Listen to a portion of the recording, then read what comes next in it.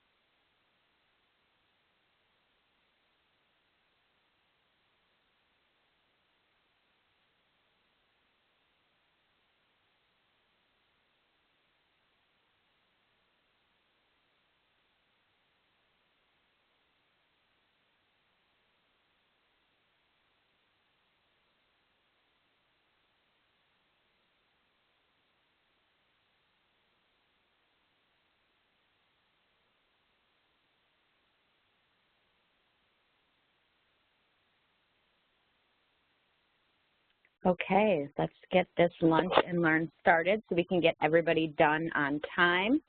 Good afternoon, everyone, and thank you for joining us today for our 5th DCJS Lunch and Learn, focusing on CBI and RSW delivery. We hope that this webinar will be both informative and interactive. My name is Samantha Hollis, and I am a Community Corrections Rep 1 with the Office of Probation and Correctional Alternatives.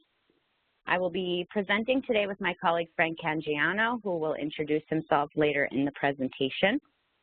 A few things to note before we get started. If you're having any technical issues, please put them in the chat box, which will be monitored by multiple staff throughout the presentation. If you have any questions you would like to ask during the presentation, we ask that you please use the Q&A section, which is on your top right-hand corner, and we will get to them at the end. We have a segment specifically set up for those. Okay, let's dive right in. Our learning objectives for today.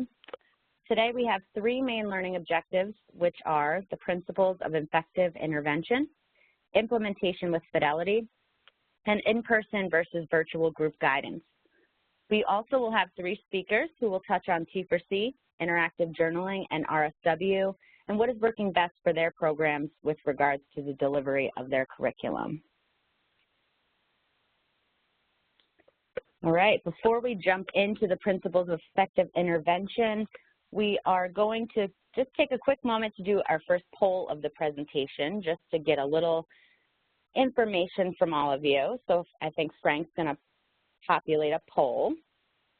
Perfect. So we have, what interventions are you currently trained in? Check all that apply for you. We'll give a few moments and then we'll see the results.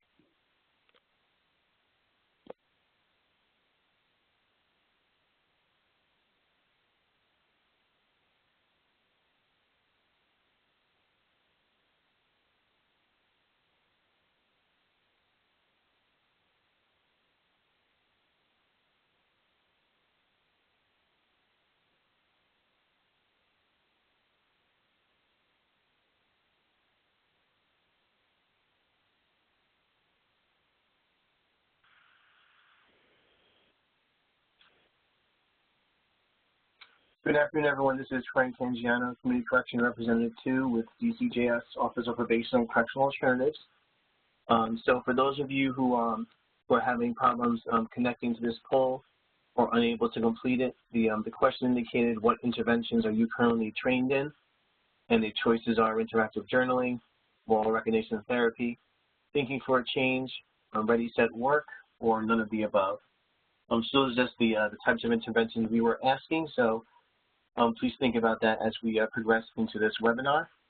And for those who completed the poll, I'll be closing it now. And I will be showing all of you the poll results. Okay, great. So a lot of interactive journaling, a few MRT, thinking for a change, ready, set, work, and none of the above or no answer. So we have a decent amount of people trained in interactive journaling, which I know is very popular right now, T for C as well, ready, set, work, and we have some that are trained in nothing, so that's great. So we hope you learn a few things from this presentation that will make you want to get trained, hopefully, in one of those. Okay, let's go to the next slide, Frank. Okay, so let's dive in. I'm sure many of you have seen this slide before in some of our other presentations, as we at OPCA believe that this is an integral part to working with individuals in the community corrections field. It's the risk, need, responsivity principle, R&R. So the risk principle tells us who to target. The risk principle states that intensive programming should be focused primarily on higher risk individuals. Additionally, research tells us that giving a low-risk individual too much intervention or supervision can increase recidivism. Assessment results help us to prioritize services. We reserve higher levels of interventions and supervision for higher risk individuals. The second principle of effective intervention is known as the need principle and helps us define what to target. The need principle states that interventions and programs should target dynamic criminogenic risk factors, or those areas highly correlated with criminal behavior, which we will expand on later in the presentation. Dynamic criminogenic risk factors are those factors that can be changed. This is very important to successful interventions. The third principle of effective intervention is responsivity. Responsivity tells us how to change behavior. There are two components to the responsivity principle, general and specific. General responsivity suggests that we adopt a model of intervention that most clients respond well to, such as cognitive behavioral interventions. Cognitive behavioral interventions involve focusing on how thinking affects behavior. It involves the restructuring of thinking, emotional regulation, and teaching new skills to correct behavioral deficits.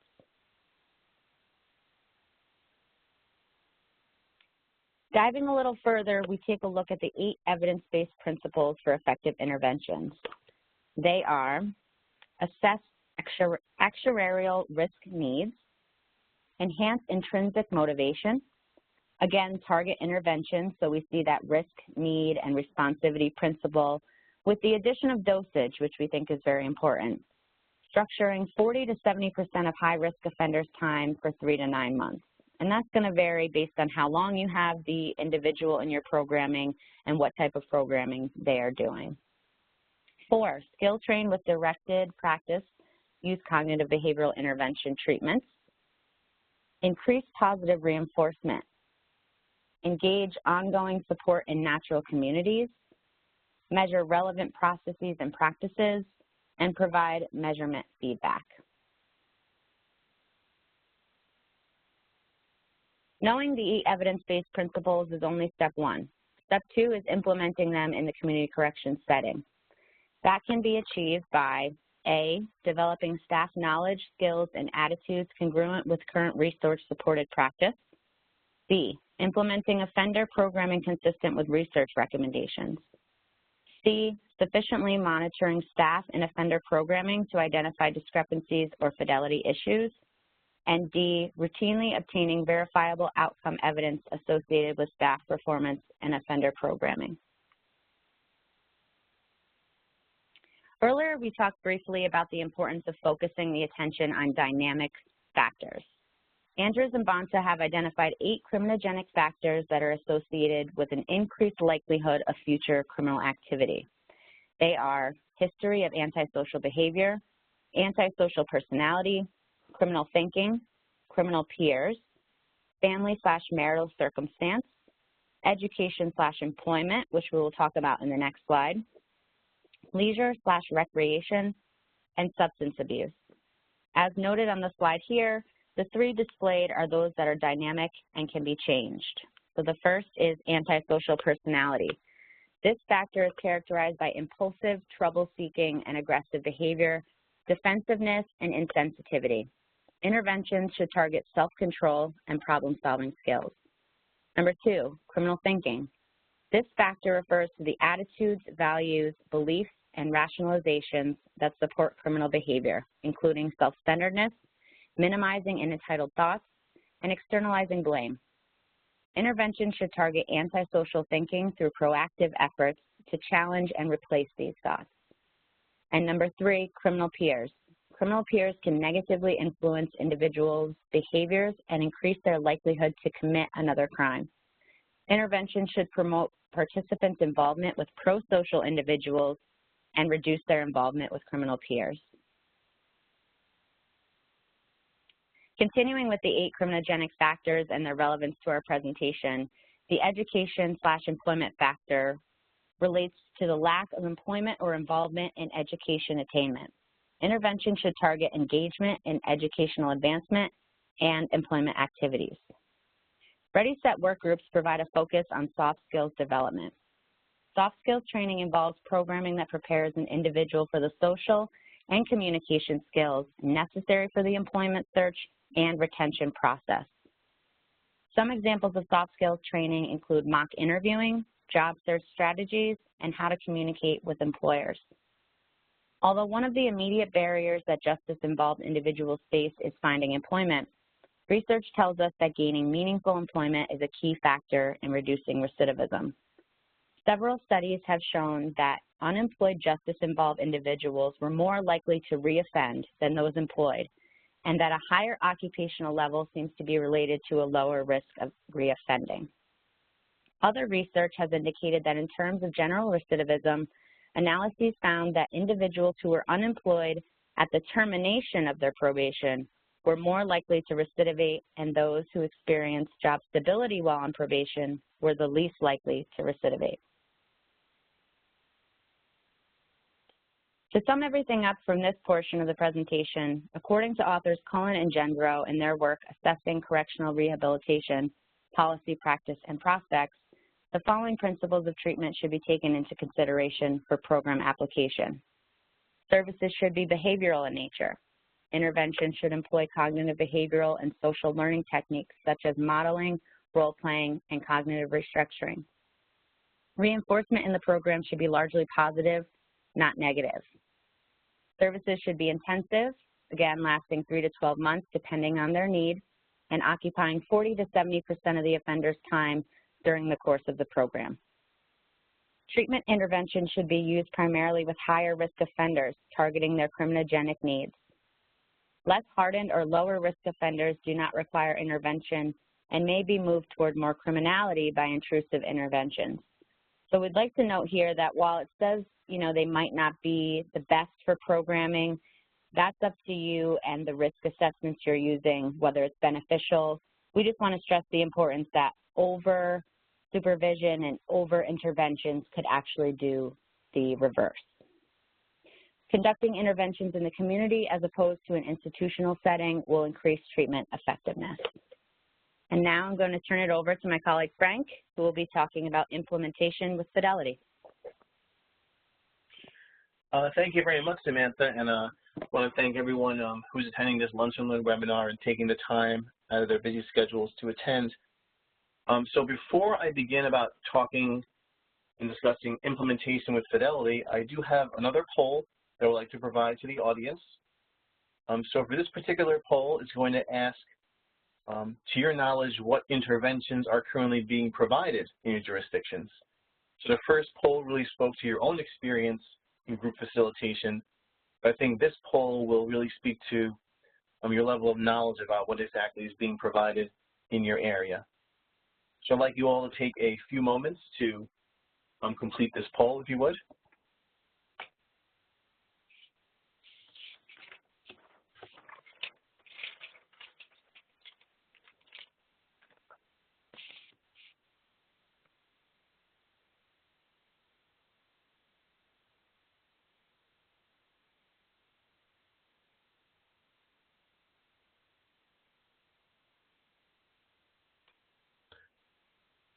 I'll give people about another 30 seconds or so just to complete this poll and submit it.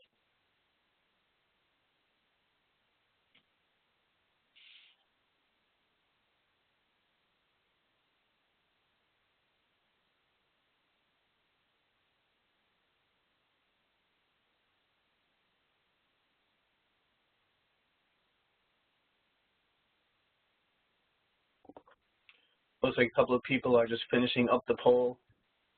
So I just want to give them an opportunity to complete it for themselves.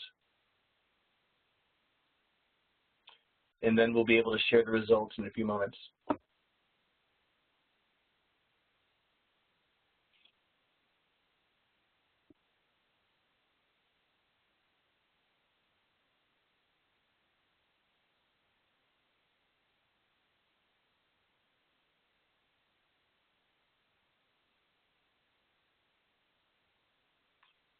Just about what I'm seeing now, I know there are a couple of people just finishing up, and I'll share these results, but it looks like the majority of the interventions that are being conducted in jurisdictions include Ready, Set, Work, Thinking for a Change, as well as interactive journaling. Less so for moral recognition therapy, as well as a newer kind of curriculum named the CBI through the University of Cincinnati. And we still have a few people who are unsure of what interventions are being provided, so that's good. So hopefully this can also provide you an opportunity to learn some of these interventions, as well as learn how to properly implement these interventions to fidelity. So the actual poll results will be coming up in about 5 seconds.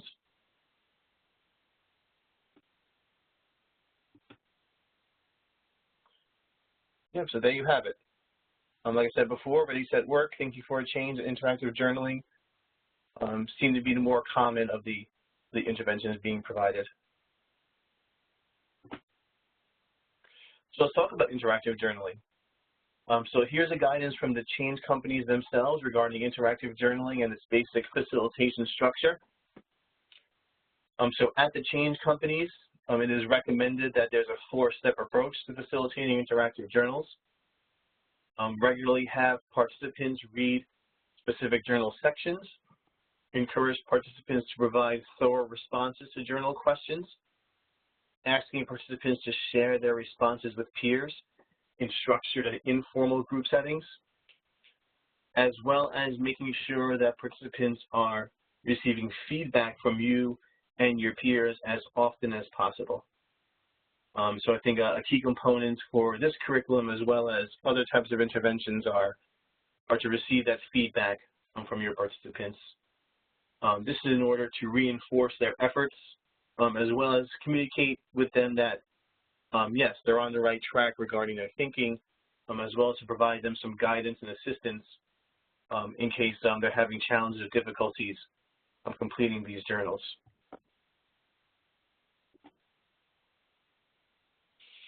Now, what's interesting about the interactive journaling curriculum itself is that it can be done in both individual application as well as in a group application.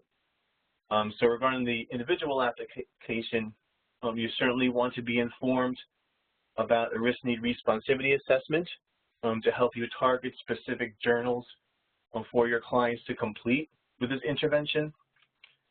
For an individual application, you want to target the top 3 criminogenic needs areas that are identified in your work with them, as well as identified by the risk-need responsivity assessment. You also want to set the dosage and intensity of your work with them, laying out for them how long this intervention will last, as well as meeting them where they are as far as their ability to complete the journals in a timely manner at their own pace. You also want to structure time with journaling as well as out-of-session activities. And specifically, the Courage to Change interactive journaling curriculum helps both the professional and the client focus on those important criminogenic factors. In the group application, the professionals and case managers will maintain the responsibility of administering the risk-need responsivity assessment and developing a collaborative case plan. So really based on the individual's needs, they may enter any group that meets their highest needs domain. Each journal is technically a standalone journal, meaning that someone may fill out one journal that's focusing on employment, someone may be filling out one journal focusing on substance abuse as a criminogenic need. So really they have specific journals that are matched to whichever of the criminogenic needs you want to focus on in your groups. For the interactive journaling groups, it's a modified open group concept, meaning that clients are not necessarily required to complete journals in any order. It's really based on the criminogenic needs that they are faced. And these group sessions are typically completed in 6 sessions. Here are some guidance for MRT, or moral recognition therapy. For proper implementation of MRT, for the MRT groups, these participants present their moral recognition therapy homework assigned in each MRT step, which are typically held once a week in community corrections. The number of participants in each MRT group typically varies between 12 to 15 participants. An MRT trained facilitator will then conduct each group meeting according to guidelines outlined in their training. Similar to other types of group interventions, MRT groups are open-ended, meaning that the new clients can enter a group at any time and be incorporated into the program. And in general, most of the participants complete all of the MRT steps in 20 to 30 group sessions.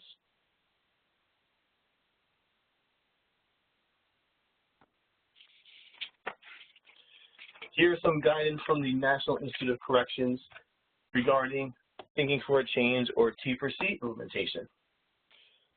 So we have a closed group delivery, which means that after lesson 1, group is not open to new participants and all lessons must be completed by all participants. It's manualized to fidelity, meaning this program is scripted and is supported by a detailed manual. In addition, the program facilitators participate in training to develop the knowledge and skills to implement the program. The fidelity of implementation also means delivering the lessons as written. This means that each session will be highly interactive, with the group facilitator demonstrating the cognitive behavioral skills and then coaching and monitoring the participants as they try out these skills. As far as trained facilitators, the facilitators must understand and be able to apply the skills of each session to his or her own life. Not really that difficult. It just means that they have to be aware of all the skills that are automatically used as an individual makes their way through a day or a week. This application will help the client understand what actually is being asked of them during the group process. Further guidance from NIC, there are 25 lessons, which are standard, with additional lessons for any type of aftercare. The group should be co-facilitated by trained facilitators, meaning 2 trained facilitators per group. 8 to 12 participants is a standard size for any type of T4C group. Indicates for NIC's guidance that putting 20 people in the group means that not all the participants may have a chance to practice their skills as observed by the T4C group facilitator.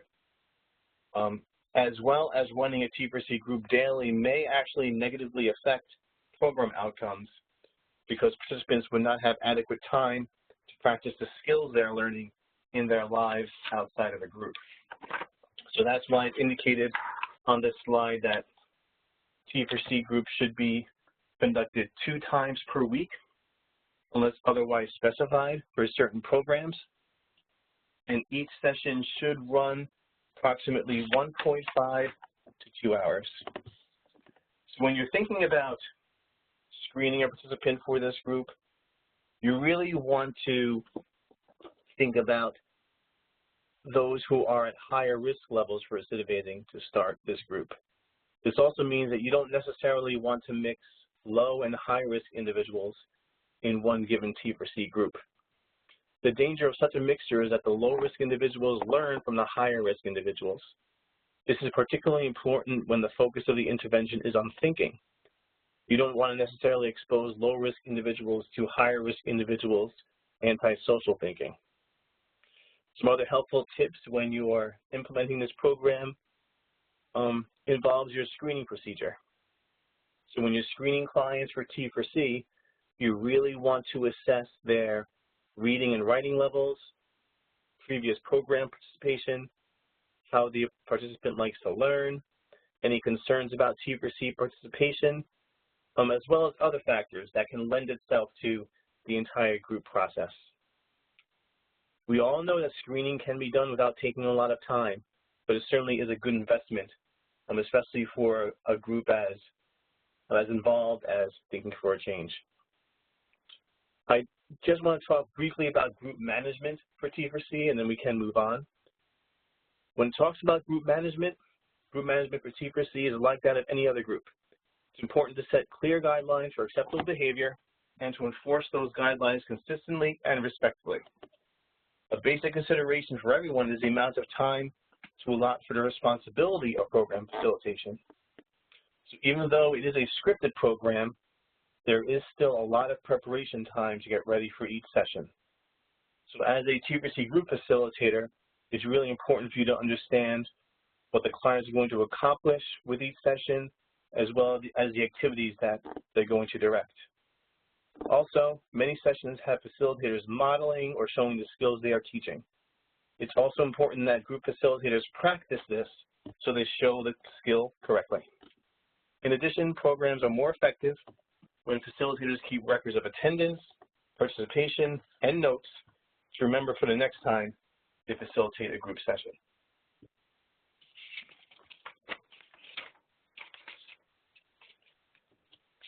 DCJS OPCA recently sent out guidance on Ready, Set, Work implementation. So for all those who are trained in Ready, Set, Work, you all know that this is an employment readiness curriculum divided into 10 modules for a total of 20 hours of training at the minimum. There must be an OWDS present for each group session. Group size shall not exceed 8 to 10 participants per group facilitator. So for more than 10 participants, there should be at least 2 facilitators in class working with them. Originally, Ready, Set, Work was endorsed to be no more than 2-hour sessions per week for 5 weeks.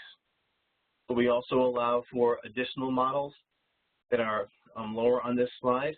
So certified ODs can also facilitate this group no more than 1 2-hour session per week for 10 weeks, no more than 3 2-hour sessions per week for a little over 3 weeks, as well as no more than 5 2-hour sessions per week for 2 weeks. So this allows you some flexibility in your facilitation of this group, depending on your time, depending on the client's time, and really trying to engage the client for them to be able to complete this particular curriculum.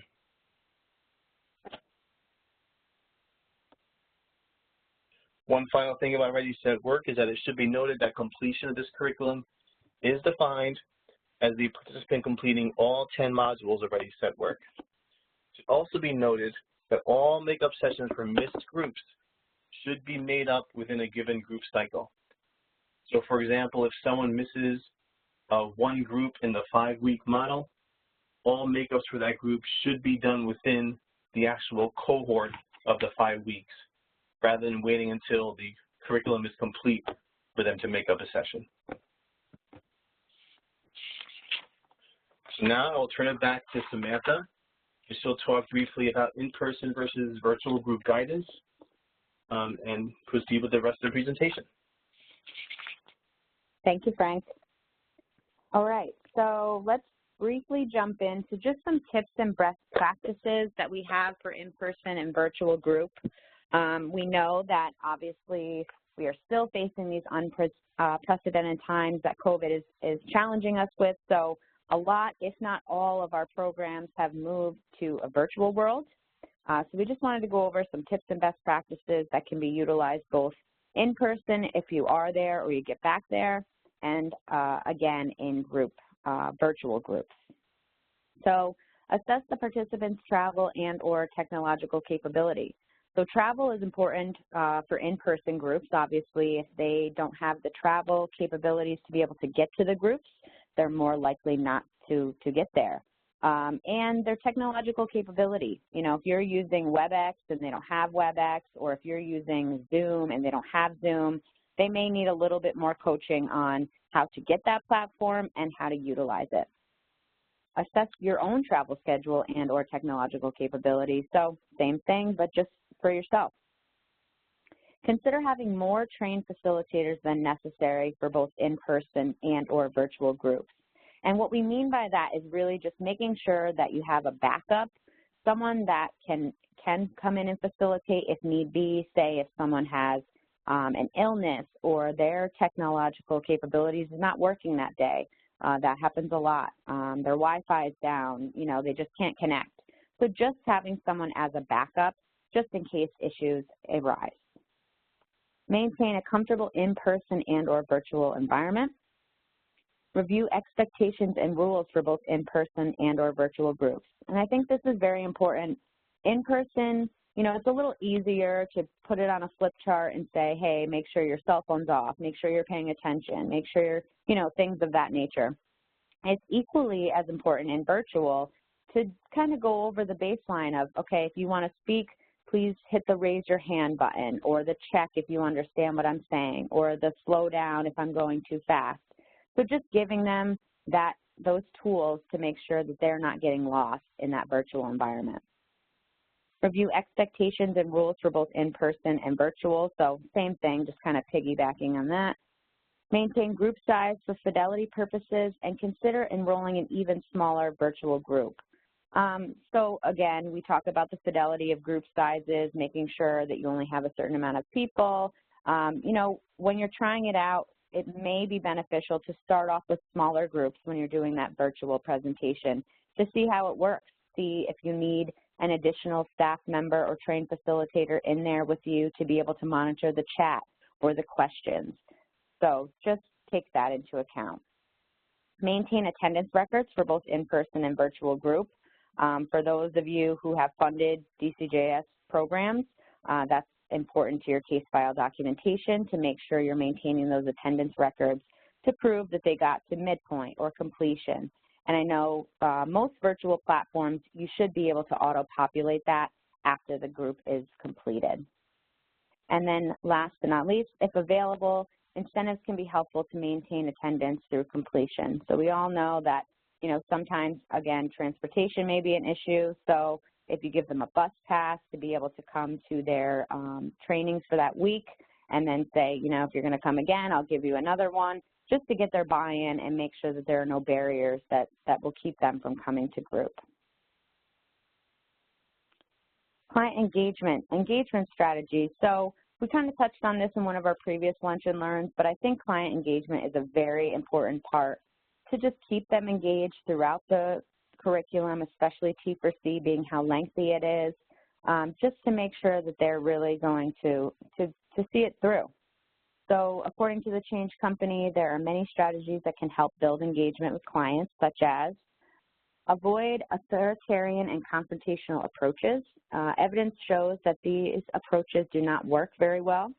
An engaging collaborative approach is preferred. Engaging working relationships. An empathetic working relationship is key to having a participant really change. Modify your approach. If you are detecting discord in your working relationship, it may be time to modify your approach. Try slowing down the pace of a session, expressing empathy, changing topics, and reflecting or reframing the participant's concerns or thoughts. And this is where motivational interviewing comes very handy. Validate. Sometimes the participant is acting a certain way because they feel that their thoughts and feelings are not being understood or validated by the facilitator. Clarify. It is possible that there has been a misunderstanding. Occasionally, even apologizing may be helpful in dissolving discord. Goal setting. A disagreement may arise if the goals are too ambitious or coming too quickly. You can help by encouraging the development of smaller, attainable goals. Modify the environment, like we mentioned previously. Based on your policies and procedures, it may be helpful to change the arrangement of tables and chairs, or even have a walking meeting if you're feeling stuck. And the buddy system. It can be useful to pair a participant with a literacy issue with someone else in the group who can assist the participant with reading. You can also encourage the participant to write or draw responses. When selecting a buddy, it is better to choose someone slightly more proficient rather than the brightest individual in the group. And I just like this quote from Tony Robbins: engaging people is about meeting their needs, not yours. Okay, so now to the main event, Voices from the Field. So we have 3 presenters today: Jennifer Brathwaite from Hudson Valley Community Services. We have Anthony Chaney from King's CRTF, and we have Cody Ann Chambers from Chautauqua County. Before we get into the presentations, if there are any questions, again, or comments you would like to make about anything presented up until this point, please share them in the chat box or the Q&A, and we will get to them during our question segment after all the speakers have commenced. Okay, so I'm getting a message from Frank. So it looks like we want Cody Ann Chambers to go first. Sorry, Jennifer. So if you can unmute yourself, Cody Ann, and you are talking about RSW. I am, thank you. Frank, do you mind if I turn my camera on?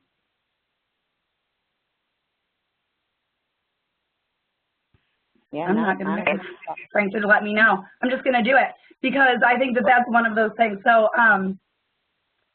I have been facilitating Ready, Set, Work from this lovely home office since end of March, beginning of April, and it has been a really interesting journey.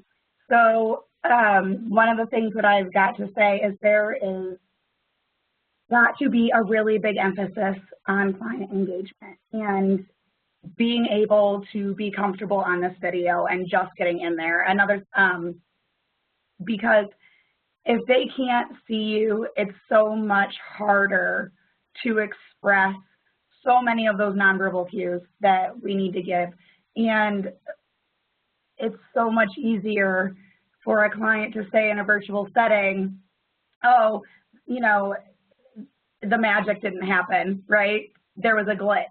Technology might as well be magic, and I don't know what it was a glitch. So you gotta make an effort to be engaging enough that they want to be there and want to be receiving whatever it is that you're sharing with them and have that voice. Because if they don't have that voice, then what are they doing? So specific to Ready, Set, Work, we've had to change up a lot of things. I was not one to rely on a PowerPoint during Ready, Set, Work, and now I am, very much so. I was handing out tons and tons and tons of handouts, and that has gone by the wayside. I have found that emailing handouts to my participants works on a scale. You know, it fluctuates up and down, whether they're using a tablet or if they're just using a smartphone, and whether they can view them, and if they, you know, they can't print them. I have always offered to send things in the mail, especially things that I think are really important.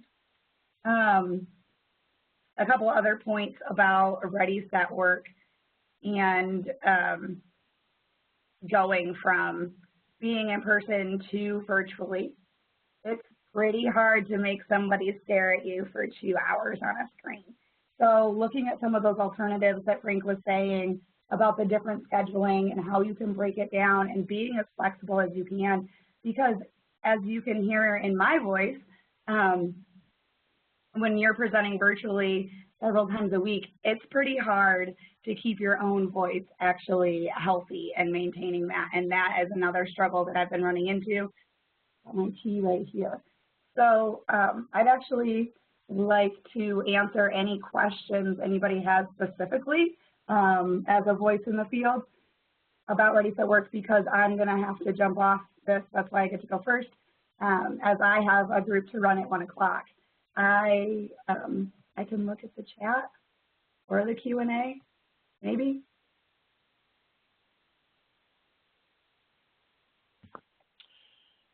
Yes, Frank, is there something I didn't cover? No, you should be able to see the chat and Q&A if yeah. anyone has any questions.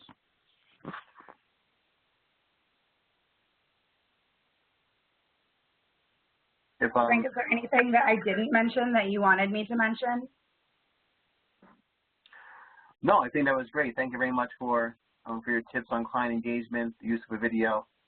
I think, Samantha, you can move on to either Jennifer or Anthony to talk about their interventions, and then if for any of the three, we can try to address them during this lunch and learn. Thank you, Frank, and thank you, Cody Ann, for your time. Thank you. All right, we're going to start. Second, we'll have Jennifer Brathwaite from Hudson Valley, and she's going to be speaking on interactive journaling for her program. Thank you. Yeah, I'm Jennifer Brathwaite, the Director of Education and Prevention at Hudson Valley Community Services. So our CBI program provides interactive journaling within Westchester County Jail. Our senior CBI facilitator, Jameli Leon Yumbla, is actually on the call now and directly oversees the program and the staff member.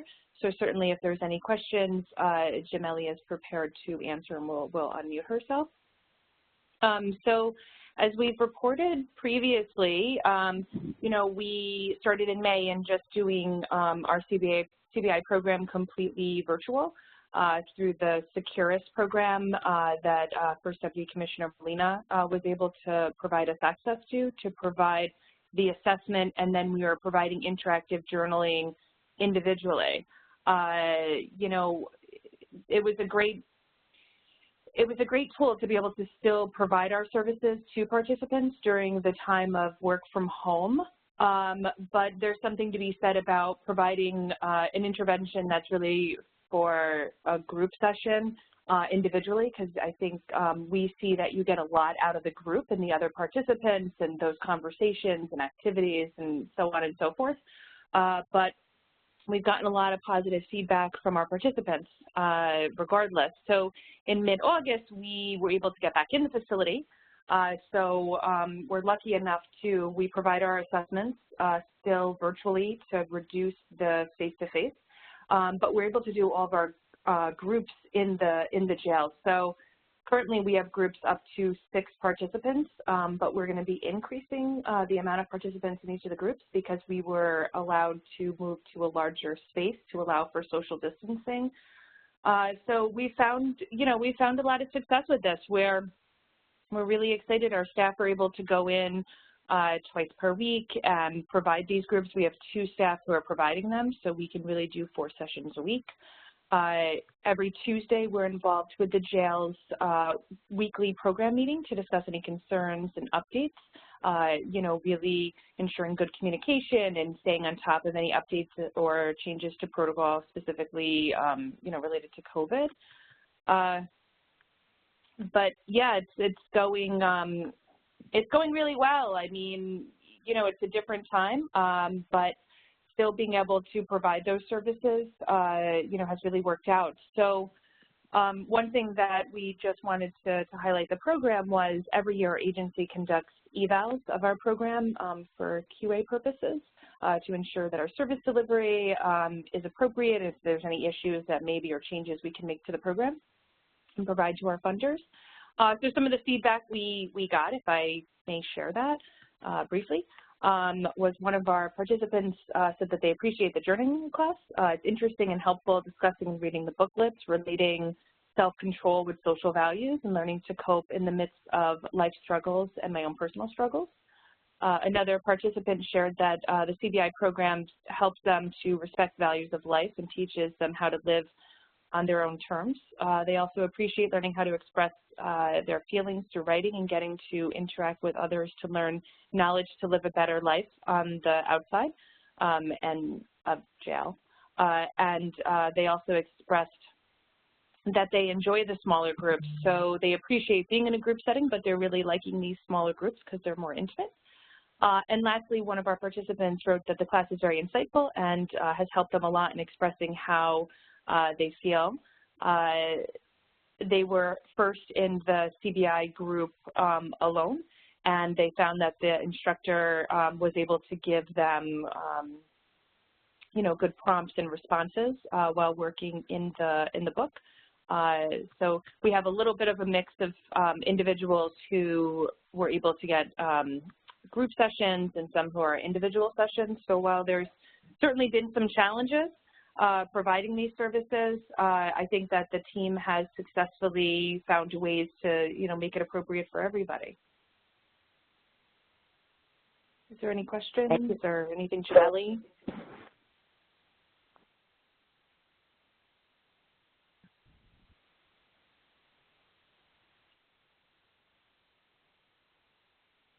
I'm not seeing any questions during this time, but thank you, Jennifer, for that. I love that you guys are doing that assessment of your own program to make sure that things are working. And I also love hearing the participant feedback because, at the end of the day, we are working with humans, we're working with clients, and it's important to make sure that it's resonating with them and that they're actually enjoying it, which will make them continue to hopefully lead down that path of changing their thinking. So thank you for sharing those. Agreed. Thank you, Samantha. Okay, next we're going to move to Anthony Chaney from King CRTF, and he's going to speak on T4C. Good afternoon, everyone. Thank you for allowing me to participate in this Luncheon and Learn. Once again, my name is Anthony Chaney, and I'm the program coordinator for the Kings County Reentry Task Force. And we provide 2 CBIs, Thinking for Change as well as Ready, Set, Work. Due to the pandemic, we've moved to totally providing these services virtually, okay? And one of the first obstacles that I had to overcome and my team had to overcome was becoming more familiar with the different platforms out there to be able to, deliver these CBIs. We chose WebEx as one of the platforms that we use to provide the services. And, there are a number of them out there, Zoom as well, and quite a few that I can't even mention at this point. But, that was one of the obstacles as far as moving from an in-person to a virtual type of delivery process for us, as well as, helping individuals who might not be technical savvy, downloading the WebEx application, understanding how to log on to the WebEx sessions. Those were like obstacles that we've overcome. From February to now, it seems like we're light years away from that point because, like I said, prior to February, we were implementing all our groups, in person. And my experience with providing these services virtually is that you lose some of the nuances that you would have when you have a, the group dynamics of having an in-person type of setting, especially with the T4C. When you want to engage, we talked about engagement, and you lose some of the communication, the nonverbal cues, and some of the other implementations or other tools that you can use as a facilitator to get people to buy in. However, we've been successful in getting our programs back up and running. The curriculum, the T4C curriculum, as mentioned before, is one that's set up that you can just, you can read it verbatim, and it speaks to the fidelity or implementation of fidelity. You can read it verbatim, and the way it's set up, whereas one half of the curriculum is what you read verbatim, and then the other half is instructions that for the facilitators to enhance your, fidelity of the implementation of the material. But what I find is, some individuals, when you just read things verbatim to them, you kind of lose them. You lose not so much credibility, but it seems like it's so robotic where some of the individuals, kind of tune out, So I've learned to kind of internalize the material and try to be able to deliver it with, as effortlessly as possible, so it won't sound like it's just a script, although it is a script, but we try to make it sound more authentic opposed to scripted. And that's one of the key things that I believe that made us successful in implementing this the curriculum, particularly the T4C. But also I've learned that as far as engagement, it was, engagement is vital in this world of virtual reality, because, most of the clients, because of the fact that they can tune out, they don't have to click onto the cameras. You don't have to see their face to see if they're getting it, or they don't have to say anything. So, to engage is vital, in order to allow them to buy in, to allow them to feel part of, and, I've learned to kind of like, use my personality and, try to be engaging, as they say, and also invite the individuals to participate, not allow them to just sit back and just listen, because, my experience is if you don't, be engaging, a lot of the individuals just will sit back and not say anything, and you'll lose some of it. But other than that, because of what I've experienced thus far in implementing these things virtually, I've been able to kind of, be successful in finishing up. I think we got like 4 cohorts. We're on our 4th cohort since February. Actually, since March, since the pandemic started, and we went totally virtual. We're on our 4th cohort, and we were able to graduate individuals. We were able to keep them engaged from the beginning to the end for the whole 25 sessions. So I think that's one of the things that I'm proud of, that we were able to do that. But as far as, the virtual reality that we live in, it requires a little, I would say it requires you to kind of to be more creative, right? Without necessarily venturing too far away from fidelity or the way the program was intended to be implemented. But you have to do something to kind of compensate for the fact that you're not there in front of the person. You don't have the dynamics of a group. You don't have, individuals who can, look at you and understand the message verbally and non-verbally if they choose not to, click onto their camera and hide behind their camera and don't say anything. So you have to be real creative. And I think that I've done so, and I'm sure everybody, or most of the people on this line who've been experiencing this virtual implementation of groups have been real creative in, getting the message out or getting the material out to the clients. So with that being said, I think that's it. I don't know. I don't have anything else. If anyone has any questions, they can, ask the questions, and I'll, attempt to answer them like that. Thank you very much. Thank you. Thank you. Samantha, we do have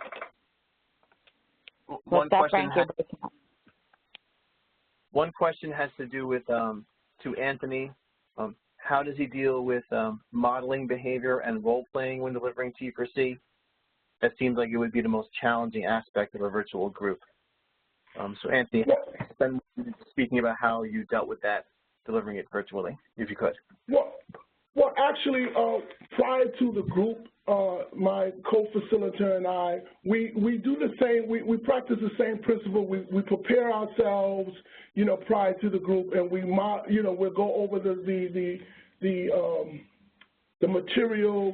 And when we're in the group, we let the guys know that we're going to tell them and say we're going to present a scenario to you guys. I want you guys to listen to the scenario, and then my co-facilitator and I would model the scenario to the guys, and then afterwards then we will go back and ask them, based on what you've heard or seen, depending on if they have their camera on, based on what you've heard, have we followed the steps, the skill steps, and we generate conversation based on that, those implementations of modeling the behaviors is vital, because that's part of the fidelity of the Thinking for Change curriculum.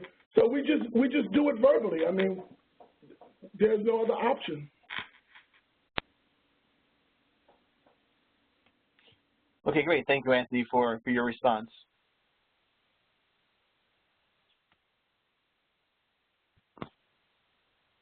Okay, and I think at this point, I know we are coming up towards the end, so we do want to be mindful of everybody's time. We'll do a quick little questions. If anybody has any questions, again, please put them in the Q&A or the chat. Or if you wanted to speak on something briefly, please go ahead and raise your hand, and one of us will unmute you.